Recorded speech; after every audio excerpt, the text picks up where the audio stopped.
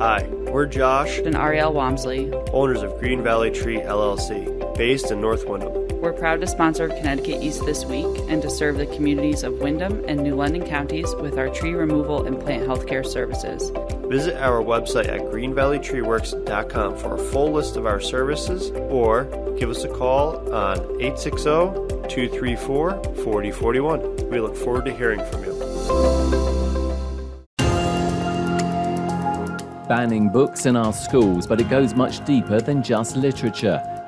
We talked to two educators about the lack of diversity in teaching staff in our classrooms and how that's having an effect on our Black and Brown communities. Plus, we take a look at other stories making the headlines from around the region. This is Connecticut East This Week.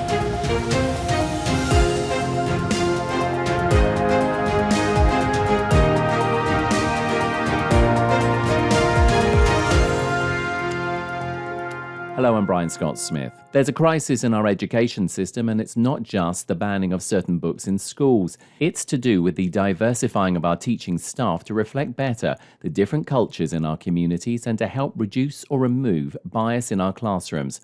And it's about the schools themselves and how they are funded and other staff they employ, from school counsellors to police resource officers. I spoke with Dr. Teresa Boulay, Professor of Education at Eastern Connecticut State University, about her years of research in these areas, and a recent Eastern alumna, Alyssa Zabrowski, who graduated with her degree in early childhood education and is now a kindergarten teacher at Blackrock School in Bridgeport, to get more insight into the lack of diversity in our classrooms. You both, thanks for joining us on Connecticut East This Week. Thanks for having us. Thank you so much. So February is Black History Month, and we're talking about education and teaching. Teresa, I'm going to turn to you first. What does this mean and what impacts does this have, in the educational field? Well, one of the things I think we need to remember is that we need to be inclusive of all different types of diversity. And in this case, our students of color or Black students throughout the entire year and not just in the month of February. So making sure that there's representation in our classroom, making sure that we use children's books and other curriculum materials and things all year long, not just in the month of February, that are inclusive of our Black students. Thinking about like the symbolic curriculum, the walls, making sure that we have students of color on the walls. And, one of the things important to note about this is that we do use children's literature and text of different types to include diversity in our classrooms often. And it's not always the easiest thing. A lot of people don't know that 41% approximately of children's books have white characters and another 30% have characters that are animals. So only 12% of our books, children's books that are published every year, have Black characters. And so this underrepresentation or omission of people of color is true in children's books and curriculum materials and assessments. And teachers just need to be careful to make sure that they're representing throughout the year and not just in February. And also I'll add that it's also really important to make sure that we're not just looking at the history of Black Americans. We're not just looking at Black Americans in the context of slavery and oppression, but we also have to make sure that we're looking at more contemporary Black Americans who are doing wonderful things, like maybe the poet Amanda Gorman, or looking at others like Dr. Mae Jemison, who is an engineer and an astronaut. And so depicting African-American characters in books or people, real people who are doing really amazing things, and not just depicting them, in slavery and other types of ways in which they've been oppressed in our country. Alyssa, do you want to talk a little bit about how you do this in your classroom? In my classroom, we work really hard to make sure that, of course, during Black History Month, we're emphasizing Black history, but it's really happening throughout the entire school year. I always want to make sure that my students, who are a very diverse population of little learners, that they feel represented in our classrooms. So as Teresa said, posters on the walls and throughout literature, we always make sure that we're including literature that shows students of all different races, different family dynamics and things like that. I want to make sure that they feel like they're represented in the things that we're learning. Something that Teresa mentioned was making sure that it wasn't just the history of African Americans, but also incorporating people from today. So I love looking for stories about Black individuals in pop culture. So we love reading stories about, for example, Simone Biles, who was the Olympic gymnast, and people like that. It's really exciting for all of my students to see themselves represented in people that are making huge differences in our country. So just incorporating it throughout the year, not just in February, is really important. Lisa, I just want to pick up on something as well. You are a kindergarten teacher, so as you said, you've got young learners there. How important is it, in your view, to start getting, obviously, balance across to students at this age? And do they take it in? Yes, they definitely do. I think the earlier you start, the less of a problem that we will have in the future. So if we start making sure that students are exposed to just all different types of people and cultures, then we won't have as many problems moving forward. So as the earlier we can start in schools exposing children to diversity and making sure that there's inclusion all year, the better they'll be. And I'd love to jump in on that if I could. I think, as Alyssa just said, it's really important for all students that we're inclusive of students of different diversities, all different types of diversity. In this case, we're talking about Black History Month, so our Black Americans. But I think it's beneficial not just to all students, as we're preparing all students to live in a pluralistic society, as Alyssa was just mentioning, but also there's a lot of research that supports how important it is for those students to see themselves depicted in the books that they're reading or the classroom materials that are being used. It not only creates a safe climate for them in the classroom, obviously it supports their social emotional development and their self-worth and their feelings about themselves and their families, their cultures, these identities that are so important to them, but also academically. So way back, in my dissertation back 21 years ago at the University of Connecticut, I looked at if teachers were including multicultural, multi-ethnic books in their classrooms, would students be more inclined to read and feel better about themselves as readers? And so reading is like anything, practice makes perfect. And what I found, and what a lot of other studies have found, is that when students see themselves depicted in books, they are more likely to want to read. That reading becomes more practice, they become better readers, they develop more confidence in their reading, and it's a beautiful cycle that begins. The thing I want to pick up with both of you as well is, how do you go beyond, the teacher? Because also you have to examine, school-wide policies as well, don't you? And this is something, Teresa, I think that you're going to pick up on in just a moment, is that, you can have the greatest teachers, but if the school policies don't seem to fit well, you've instantly got like a loggerhead there. It's true. And I think, we spend a lot of time thinking about and, what teachers are doing in their classrooms, but school-wide policies are some of the most discriminative towards students of color, in particular discipline policies. So we know, starting in preschool, we know that there have been some studies out of Yale that show that preschool teachers, they track the preschool teachers' eyes and who they're watching during the day. 75% of the time they're tracking boys, but almost 50% of the time they're tracking Black boys. And so Black students in preschool, we're talking about, are almost 4 times more likely to be suspended than their white peers. So discipline policies, and I always say in my classes, to be an anti-bias educator, we need to be thinking about beyond our classroom, beyond our own implicit bias, which is so important, thinking about how we can make our classrooms inclusive of diversity and more equitable to all students. But we also have to be thinking about our school policies. And I think in this case, we have to call our administrators, our superintendents to the table as well. Not just discipline, policies, but also policies like, or programs like gifted programs. The majority of students in gifted programs are white students. Special education programs, the majority of students in special education programs are students of color. And I think we know that there's some research that shows that Black students with disabilities are more likely to be identified with intellectual disabilities or emotional disturbances than other students with disabilities. And they're also more likely to receive disciplinary removal than their white counterparts or white students with disabilities.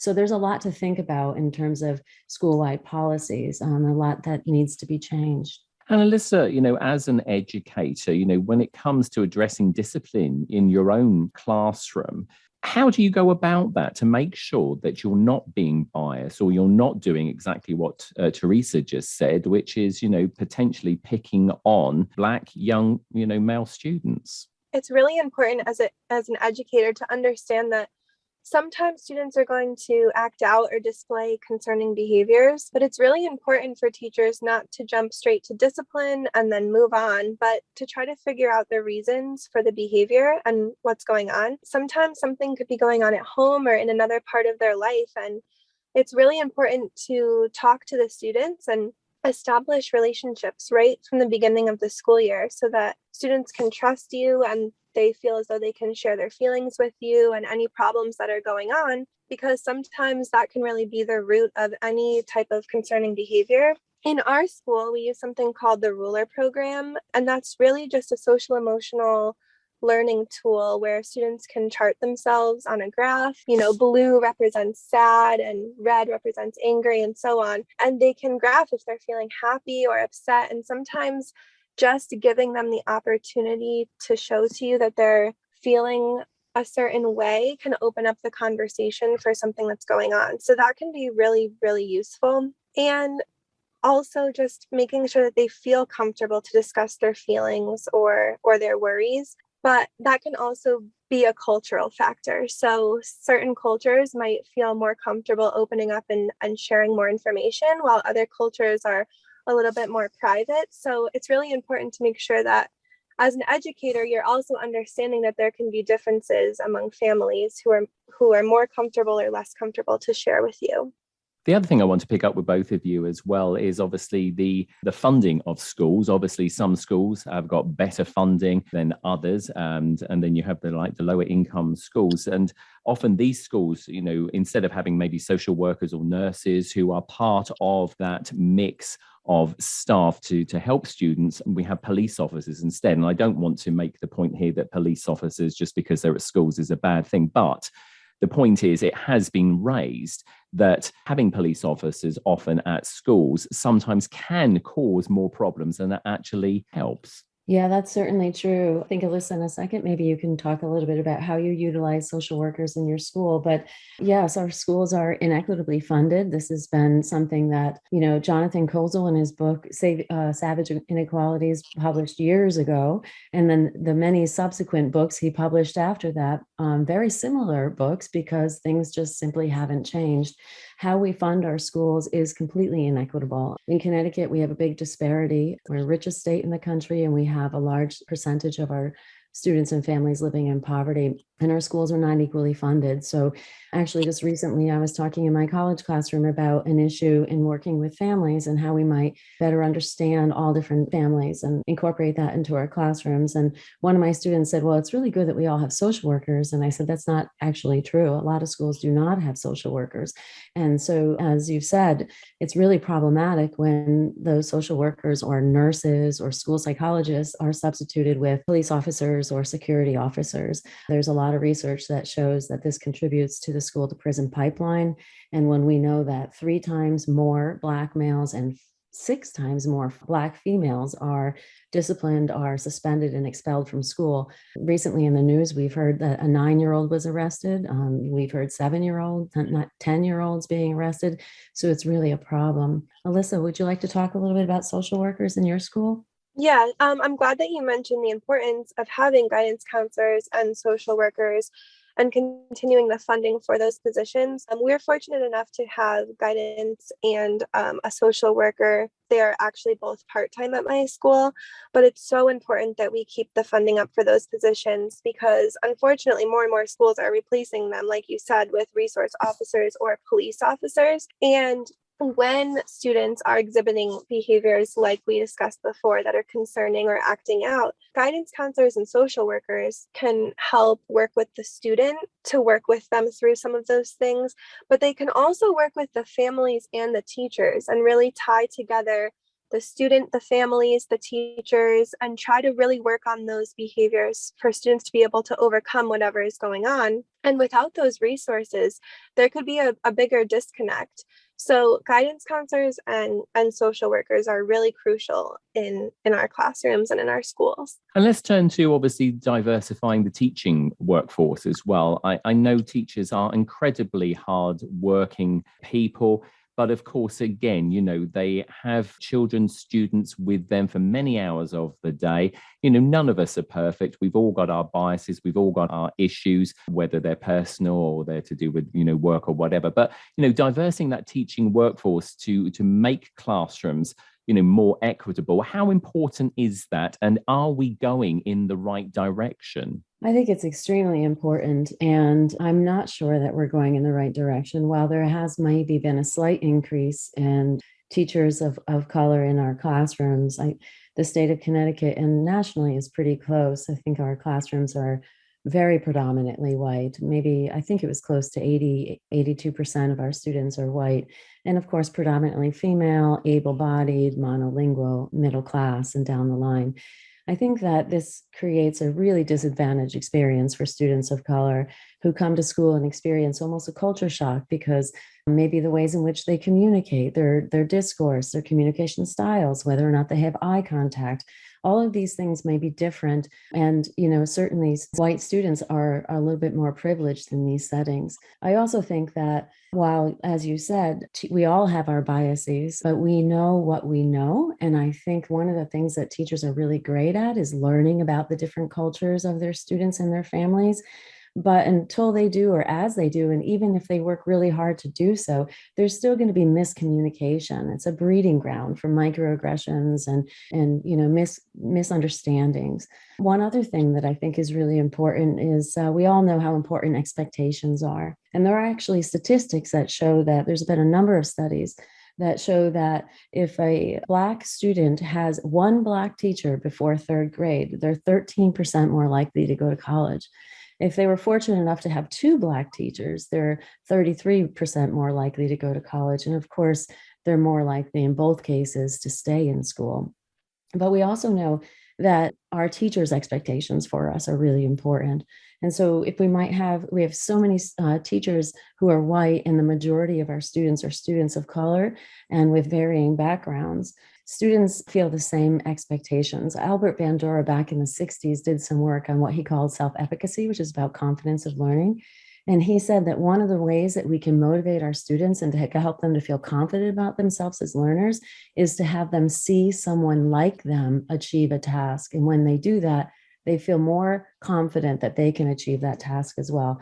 So that obviously has a direct impact on their academics. So there's a lot of reasons why diversifying the teaching force is so important. And I do just want to mention that in Connecticut, we have a minority incentive grant, and a lot of people don't know about it, but it's Connecticut's effort to diversify the teaching force.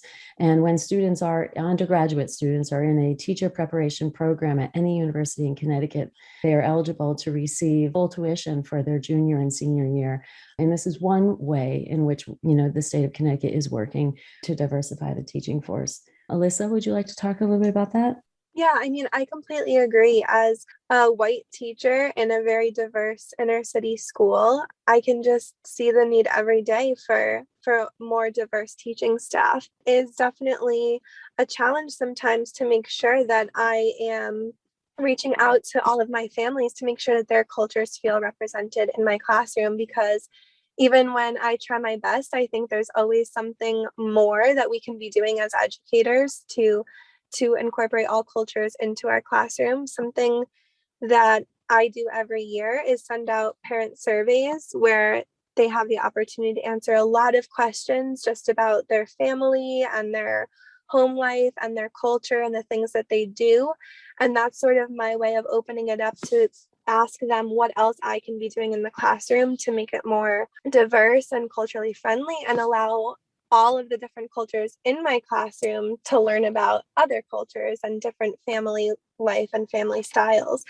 And it's something that I try to add to every year and open up to families to come into the classroom and share stories from their cultures, or come in and teach us about a certain type of tradition that their family has. But every year we just try to incorporate more families and more diversity into the classroom. But I definitely think that we need to continue moving in that direction to have a more diverse teaching staff so that students can see themselves represented throughout the school and have those role models look like them or talk like them or have the same cultural values as them. And just quickly picking up on that, Elisa, how do the parents take to that? Do they find that helpful? When they come in, they see what's happening in the school, they can be part of it because, yes, they can be part of their own child's upbringing. Of course, they are their parents after all, but, being able to be part of wider conversation with another students, do they find that helpful? Yeah, and I think a lot of the families feel really excited when I open that up to them, which to me, it's like, of course, you're part of our classroom, you're part of our school, your culture and your family is going to be represented here.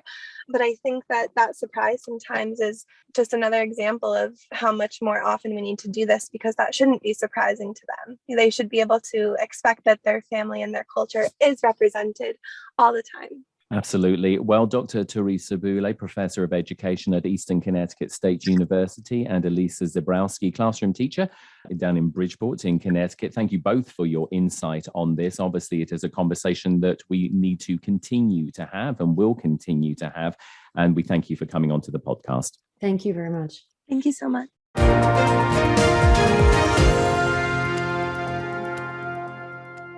The American Red Cross blood supply is at historically low levels this winter, and we're facing a dangerous situation across the country. Without the blood they need, hospitals may be forced to make tough decisions about patient care. Donors are needed now to ensure blood is available for everyone who needs it when they need it. The good news is, you can help. Make an appointment to give now. Visit redcrossblood.org or call 1-800-RED-CROSS. Patients are counting on you. Tree damage caused by high winds, hurricanes, or stormy weather, Green Valley Tree has you covered. We offer emergency storm service for residential, commercial, and even municipalities. From full removals, uprooted or broken trees, to broken and fractured limbs, no job too big or small. If you need immediate emergency service outside our regular business hours, call our emergency hotline at 860-966-5710 and visit our website at greenvalleytreeworks.com for details of our other services. Time now for a look at some of the other stories making the headlines in the region recently. Contractors in Eastern Connecticut have been facing delays and having to travel further and pay more to get road salt after a local company, Driven, that was based at State Pier in New London and provided salt, was forced to close its location because of redevelopment at the site. Brian Luby is the owner of Forest City Landscaping based in Middletown and provides road salting during the winter months to local shopping plazas and apartment complexes.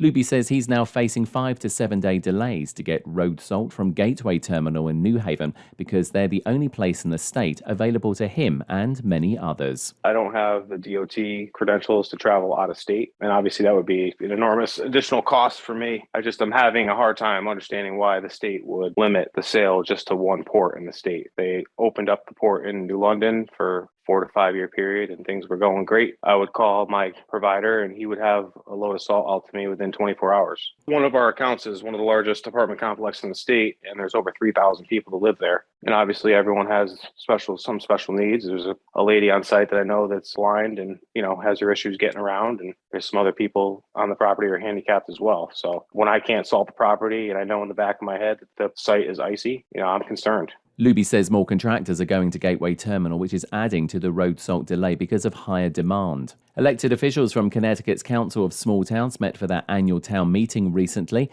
The event allowed leaders from the state's 169 towns to speak directly to members of the General Assembly ahead of the start of the 2022 legislative session. Governor Lamont spoke at the event and addressed the situation around the federal government's infrastructure plan and the billions of dollars being made available to the states. All this money does come with strings attached. I've got to put up, say, 20% of my copay. So if we're getting $1 billion a year for infrastructure, we still have to be able to put up our $200 million a year on that.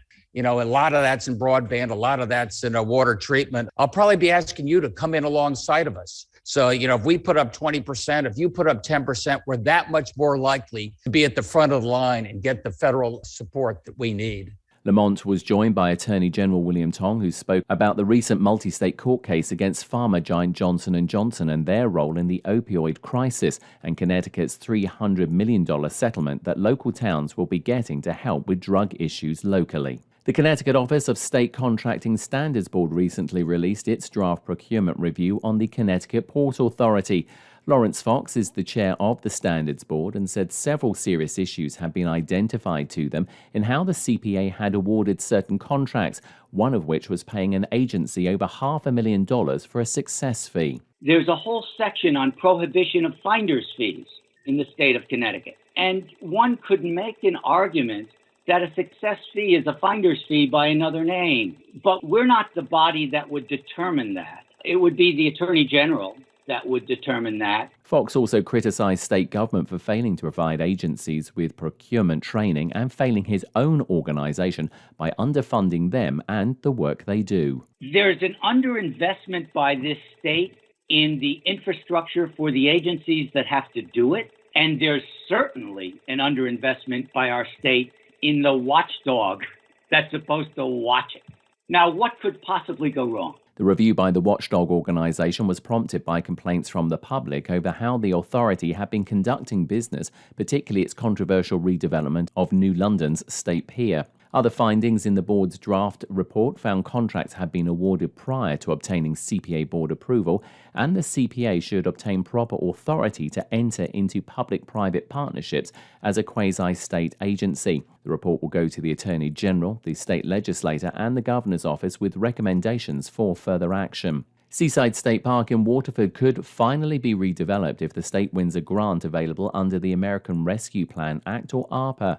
Mason Trumbull is the Deputy Commissioner for the Connecticut Department of Energy and Environmental Protection, DEEP, and says if they are awarded the grant between $5 and $10 million, the plan is to demolish dilapidated buildings at the site and turn it into a passive park space. The buildings would come down. Obviously, we want to make sure we do a good job recognizing the historical and cultural value that those buildings represent. That's really important to us. This is the simplest and most kind of realistic model for Seaside at this time and in this grant opportunity. So, again, we would wait until we hear back on the grant before we made a formal decision on the path we take, but that's the path we're pursuing as part of this grant. We had some additional estimates done on that passive park option, and price jumped up to, over $5 million. So I think we'd be looking, we haven't finalized the amount we're looking for. We anticipate it being somewhere between $5 and $10 million.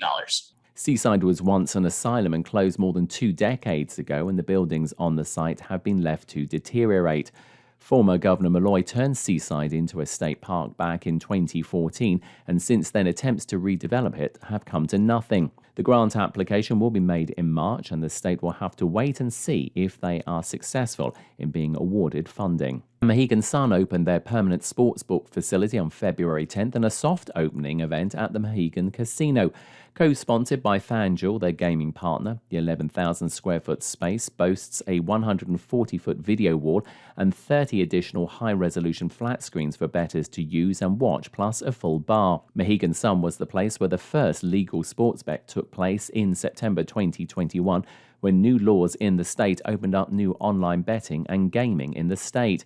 A grand opening for the sportsbook is planned on March 5th. In the Connecticut Examiner this week, State Representative Joe Dela Cruz of Groton announced he will not run for re-election this year after he finishes his 3rd term. Dela Cruz, who was elected in 2020 for the 3rd time to represent District 41, including Groton and New London, said on the floor of the House of Representatives that he would be ending his run in the General Assembly to focus on his job as Vice President of Hillary Company in Groton, where business supplying submarine parts had increased trifold.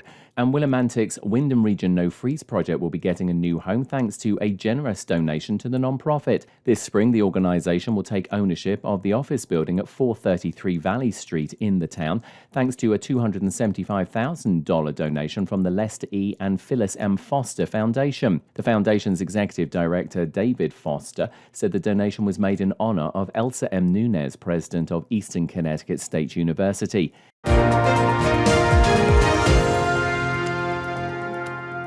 That's all from us for this edition. Do send us your questions and story ideas to the show via our website at connecticut-east.com or Facebook or Twitter at Connecticut East and on Instagram at Connecticut East This Week. And you can listen to the show again on our social platforms on demand and by asking your smart speaker to play Connecticut East This Week podcast.